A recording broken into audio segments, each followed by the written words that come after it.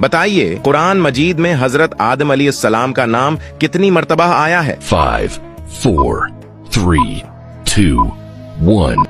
صحیح جواب ہے 25 مرتبہ۔ قرآن پاک میں سب سے زیادہ کس چیز کے بارے میں ذکر آیا ہے؟ 5, 4, 3, 2, 1.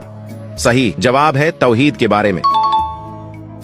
بتائیے قرآن مجید میں حضرت نوح علیہ السلام کا نام کتنی مرتبہ آیا ہے؟ 5, 4, 3, 2, 1. صحیح جواب ہے 43 مرتبہ آیا ہے۔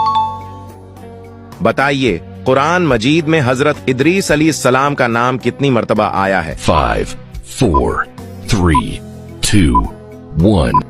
صحیح جواب ہے 2 مرتبہ۔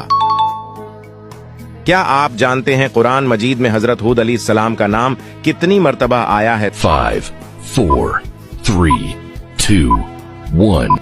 صحیح جواب ہے 7 مرتبہ۔